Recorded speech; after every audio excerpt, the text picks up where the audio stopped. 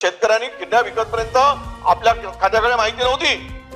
चंद्रपूर, सोलापूर, अहिल्यानगर आहे की या जिल्ह्याचा समावेश आहे. यामध्ये शेतकऱ्यांच्या किड्या विकण्यासाठी त्यांना लुटण्याचं काम इथपर्यंत जर राज्यामध्ये येत असेल तर राज्यातील शेतकऱ्यांची परिस्थिती काय असेल, शेतकरी कशा संकटात असेल.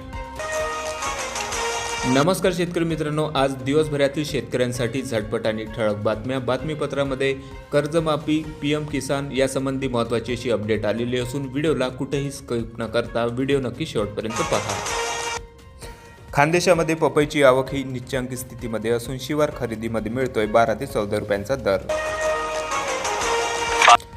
बाजारामध्ये मंगळवार आयटीवरती मंदीचे सावट आलेले असून सेन्सेक्स 1068 अंकांनी कोसळलेला आहे. अमेरिकेतील तणाव एआयच्या भीतीने आयटी इंडेक्स एका महिन्यामध्ये जवळपास 22% घसरला. गुंतवणूकदारांचे मोठ्या प्रमाणात नुकसान. VSR कंपनीवरती अखेर बडगा. DGCAची कारणे दाखवा नोटीस. 4 विमानांच्या उड्डाणावरती तात्पुरती बंदी घालण्यात आलेली आहे.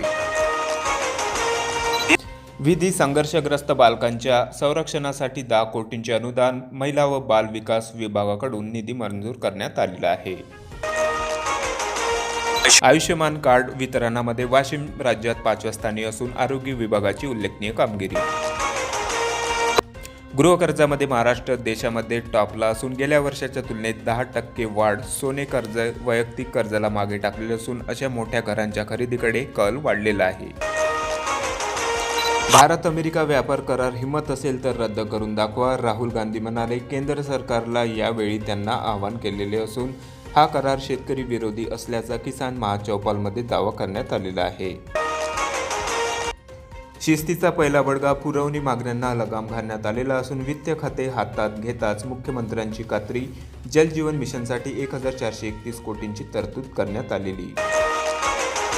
त्यानंतर धान उत्पादकांसाठी महत्त्वाची अशी बातमी. धान उत्पादक शेतकऱ्यांना हेक्टरी 20,000 रुपये मिळणार असून राज्यमंत्री योगेश कदम यांनी विधानसभेत माहिती दिली.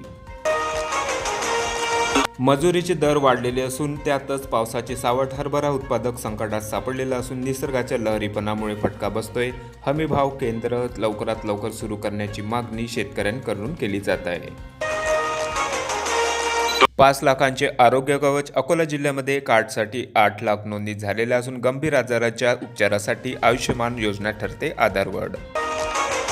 कापूस खरेदीमधून शेतकऱ्यांची लूट केली जात असून हमीभाव 8,110 मात्र प्रत्यक्षात 6,700 रुपयांचाच मिळतोय बाजारभाव. बोगस बियाण्यांचा सुळसुळाट. मक्याचे बियाणे बोगस असून कंस आली पण दाणे आलेच नाही. एकलारा येथील प्रकार असून 25 शेतकऱ्यांची फसवणूक झाली. रब्बी पिकावरती अवकाळीची सावट. शेतकरी चिंतेमध्ये सापडले. गहू, हरभरा, बिजवाई, कांद्याचे पीक धोक्यामध्ये सापडलेले असून 2 दिवसांपासून जिल्ह्याभरामधून सर्वत्र ढगाळी वातावरण. तर या होत्या मित्रांनो आज दिवसभरातल्या शेतकऱ्यांसाठी झटपट आणि ठळक बातम्या.